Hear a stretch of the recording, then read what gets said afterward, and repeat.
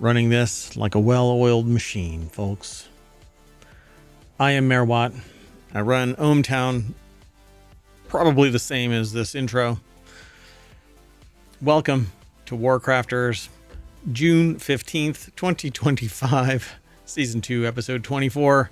I am, again, MayorWatt. I run ohmTown along with the Sentient AI who isn't here today, and that's the reason why things are a little quirky today. At any rate, we're going to talk about 5 articles. A third-person medieval city builder, Bernbands Alien City, 12 games from Summer Game Fest 2025, Hollow Home, and Reach for VR. Everything's powered by ohmTown.com. Go over there and sign up, sign in. There's no advertising. I don't track anything. Hell. Go over there and check it all out. It's all news, no noise. I use it for my own individual news aggregation uses and for managing my information overload. I opened it up to the public. We're now in season 4. This is week 24. Oof. Time is going by quick. Go over there and check it all out.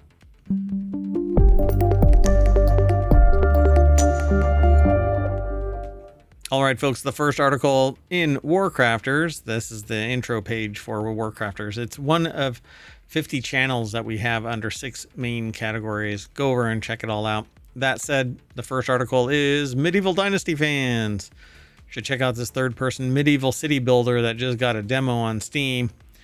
There's a real appeal in a godlike top-down view as you become a sort of all-seeing invisible mayor in a city builder. Hey! But there's definitely something engaging about having your boots on the muddy ground as you carve a town out of the wilderness and fill it with citizens or denizens that you can look right in the eye. Noble Legacy is one of second variety, a medieval city builder where you play as a person in third person and not as a ghost mayor. You arrive in a tiny neglected little town with just a few grubby citizens, and then you mold it, shape it. In Noble Legacy, you build and manage a town while actually living in it. Christopher Livingston over at PCGamer.com put this article together. Hey, if you're in the chat over on Twitch, you can hit exclamation point and then WC for WarCrafters, and you'll get the links in the order that we're going to go over them, not in any particular order. Other than that, they are as they were submitted, and then I reviewed them and then put them into a list, and then we do the show. Normally there are 10 articles Monday through Friday for our Non Sequitur shows, but on Saturday and Sunday it turns into 5 articles but 3 shows, so 15 articles total that we talk about across WarCrafters, and then on Sunday, which is today the 15th, WarCrafters, and then TechnologyToday, and then FourWheelTech. On Saturday it's RealityHacker, and then Wanted, and then the Continuity Report. So those get turned into Non Sequitur News Saturday edition and Non Sequitur News Sunday edition. That said, Noble Legacy allows you basically to take over this town, build it up from scratch, as it were. If that sounds like your jam, great news. There's a demo out on Steam. It's fairly short, but gives you a good look at the full game, setting up a few production buildings like a woodcutter, fishing hut, placing a storage building, and setting up a market, and most critically, organizing your workforce and assigning people's jobs. Go here, go there. Your citizens have attributes, so don't just cram them into various occupations without putting a little thought into it. One newcomer named Fernando requested to work alongside women, which honestly made me worry that he was a bit of a creep. That's the author speaking. Again, Christopher Livingston. But when they put them to work with Ethel, their fisherwoman, the productivity of their fishing hut got a boost. I don't know what those two are doing in there, but it's resulting in more fish being caught, so there's a pass. Go over and check this out, Noble Legacy.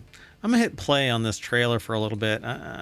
It's muted, so I don't really care what they're doing. But yeah, somebody's chopping down a tree, planting, building their housing.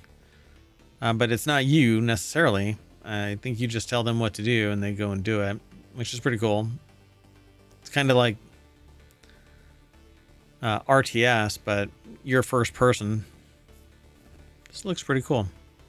I'll have to take a look at it. There you go, folks. Medieval Dynasty fans should go over and check out Noble Legacy. The next article is over in WarCrafters. Hang out in cyberpunk bars and visit weird fish in Bernbands Alien City, a modern-day reimagining of one of 2014's coolest and most chill games. Otherwise known for its themes of dystopia, Bernband has a different view of the cyberpunk genre. Revealed at the PC Gaming Show 2025 in the latest outing for the Sock Pop Collective, swaps black markets, nefarious activity, and omnipresent dread for funny aliens, thoughtful world building, and a gorgeous lo-fi sci-fi setting that begs to be explored from pillar to post. The article is over at PCGamer.com. The deck statement from Joe Donnelly says, unveiled at the PC Gaming Show 2025, Sock Pop Collective's Bernband, Bernband, is available to wishlist now on Steam. I don't think there's there might be a picture there, but I don't see it. I'm gonna reload this page and see if it pops up. Nah, my air gap must be strong today. Strong. All right. Well, otherwise known for its themes of dystopia, it's pivoted. First conceived way back in 2014 as what developer Tom Van Den Bogart now describes as Old Bernband. This new iteration of Bernband brings the idea forward while asking the question, can you figure out what the city has to offer and how everything is connected? And the best way to answer that is to explore, wander around the future metropolis skyscraping heights, shadowy depths, neon lit bars, and packed commuter trains, absorbing the alien world's lovely sights and sounds as you go. Adding to the sense of place is how minimal the interface is. There is no welcome or menu screen. Instead, you boot up to the game, you're unceremoniously plonked on the PFF, or the PIF. I don't know what that is. With no guidance. You have as little sense... Sorry. Just kind of checking some things out here. I'm trying to troubleshoot a problem while I'm doing the stream, apparently. You might as well be one of them. Little sense of direction as the silent NPCs you'll encounter. I wish there was a little image there. Maybe if you go to PC Gamer and you look for the article, Hang Out in Cyberpunk Bars, you can actually click the link that will take you there. It's over at WarCrafters. If you do a search at WarCrafters right here and you just type out Hang Out in Cyberpunk Bars, that'll probably... Here, let's do it. Hang Out in Cyberpunk. There it is. You click that link right there. It'll take you to this page in ohmTown, and then you click on Visit the Source, and it'll take you to here, and then you'll see it yourself. All right, let's keep going, though. Next article is over on WarCrafters as well. The 12 best games that they played at Summer Game Fest 2025. We're going to jump straight on over to Polygon. From action to puzzle and straight-up horror, every genre popped at SGF. Maddie Myers, Russ Frushtick, and Matt Patches put the article together. And they have 12 games. I won't go through like a deep description of them. I'm just going to name them so that you can go over and check this all out over at Polygon. Maybe you agree, maybe you don't. Post a message over on YouTube. Let me know if you agree with these. Pragmata. Do you think it says big guy, little girl? What? What's the game that sounds a lot like with the big robot and the little girl? Oh man, reminds me of Master Blaster from Mad Max Beyond Thunderdome. Anyway, our big guy Hugh, a waylaid astronaut who ends up stranded and wounded on the space station overrun by evil robots. He's rescued by one of the few non-evil ones, Diana, who's also been designed to look like a little girl. The two team up to get through the space station together, but Diana is no lightweight. It turns out her hacking skills are what's truly needed to save the day. How about Shinobi, Art of Vengeance? Sega's ninja hero Joe Musashi returns in Art of Vengeance, a dazzling ode to the Genesis side-scrolling era. And then Lumines Arise. The team that crafted quite possibly the finest version of Tetris ever made, Tetris Effect, is back with a follow-up for one of their favorite puzzle games, Lumines Arise, I guess, or Lumines Arise. Uses the same general structure as the PSP launching Lumines, but tosses in modern trippy visuals. How about Possessors? For those of you who are, like the author of this article over at Polygon, wonder why there aren't more games set in demon-infested post-apocalyptic futurescapes. Good news, the folks at Heart Machine or Hyperlight Drifter creators agree, and they created an invasion by otherworldly forces that leave Luca with 2 crushed legs. The sly demon Rem arrives just before death to strike a deal. He'll heal her if she'll let him possess a space in her corporeal self.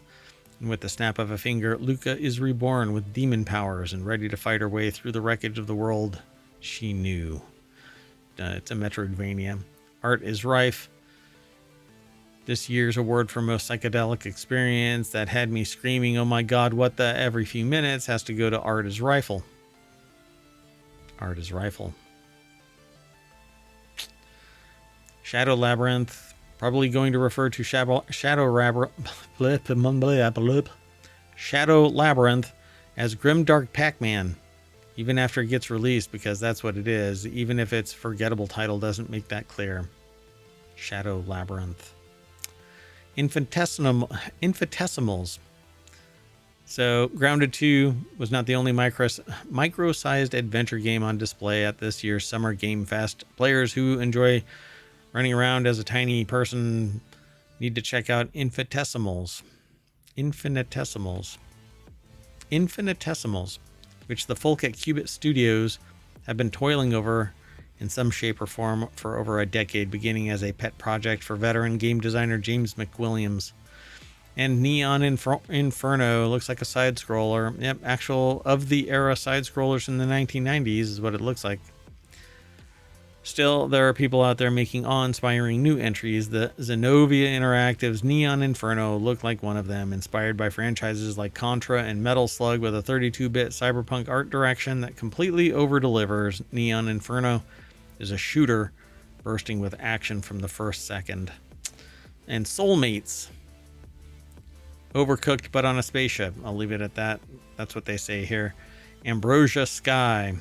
Upcoming game, the title debut. Nascent indie studio Soft Rains. Probably going to be the only game that both revolves around a water gun mechanic and is designed to make a person cry. Ninja Gaiden 4. It's been a while since Ninja Gaiden players have had a new one, and now they've got 2 on the way. Ninja Gaiden Ragebound, a 2D throwback to the spirit of 8-bit Ninja Gaiden era, and Ninja Gaiden 4, which represents an unlikely studio team-up between Platinum Games and Team Ninja. Crysoul Theater of Idols.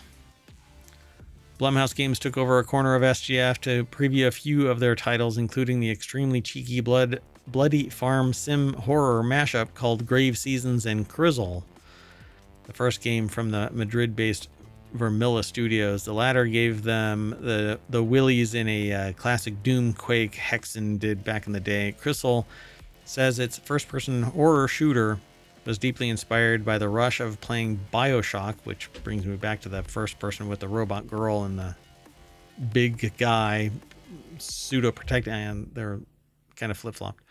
Anyway, BioShock back in the day, the vibe of the demo, a full Spanish design elements and sparse but haunting encounters.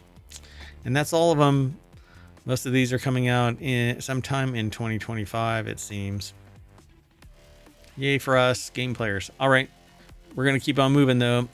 Hollow Home coming to Kickstarter soon. I don't know when this is actually going to kick off, but developer Twy Games announced that it will be running a Kickstarter crowdfunding campaign for its isometric narrative RPG, Hollow Home.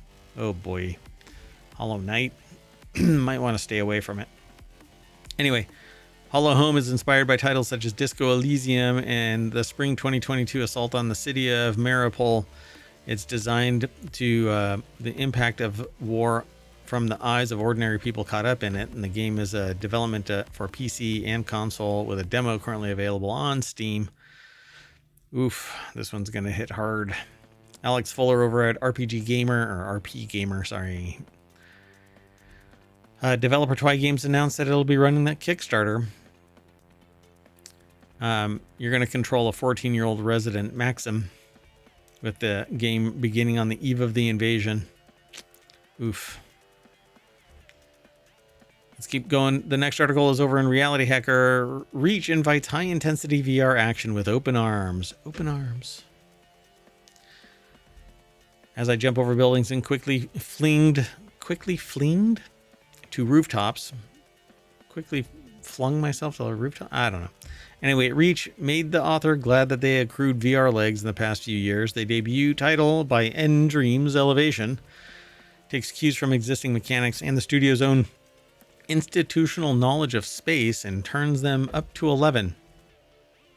Reach. It's over at uploadvr.com. Diego Nicolas Arguella put the article together. Has some neat graphics. I'm gonna like playing this, I think. Reach has been in development since 2022 by Dreams Elevation. During a hands-on demo at Summer Game Fest, senior technical director Robert Harper said that the game made up of both VR veterans who worked on games like Synapse, as well as developers acquainted with flat-screen projects. The results in an action-adventure game featuring a reluctant hero tasked with traversing through an underground civilization. The demo, which entailed the game's tutorial, was more of a grounded glance at the seemingly grandiose scope that the studio is aiming for. Looks like you're leaping all over the place. So it's called Reach. Sorry for the big scroll there. Flinging was also hard to figure out. In essence, some platforming sequences in Reach ask you to hold onto a ledge, push your body back, and then quickly fling towards the other ledge or grappling point by throwing your hands in a quick motion. Took a ton of fine-tuning to make it easy to pick up. So, sounds like it's pretty cool. It's like full-body mechanics. Looking back, Yoshida reflected on the early days of VR in which studios were concerned about making people sick, sometimes favoring movement options like warping rather than allowing players to just walk in virtual environments. Yeah, it's because our brain is grounded to our feet. And so when the world around is shifting in ways that our feet and inner ear don't quite match up with, all hell breaks loose. We're no longer interpreting the right data to do the right thing. Eventually we get like everything links back up. But that's it. That is it for our WarCrafters episode for June 15th, 2025. So I am going to warp ourselves back to the front page of WarCrafters, where you should go and sign up or sign in.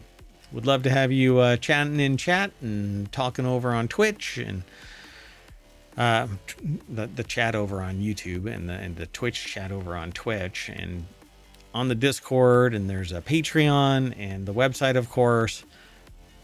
Check us out everywhere. We'll see you in a little bit. I'm going to shut this stream down, restart for Technology Today, which is a deeper dive into science and technology. It is a time machine episode, so I'll probably do it really quicker than usual. Our 5 article episodes, usually with the Sentient AI. I don't know. They usually take 45 minutes to an hour, and then our 10 episode Non Sequitur news shows typically run 45 minutes to an hour. Sometimes longer, hour and a half, but we'll see. Anyway, I'm going to shut down and we'll be back shortly for Technology Today. See you in a little bit.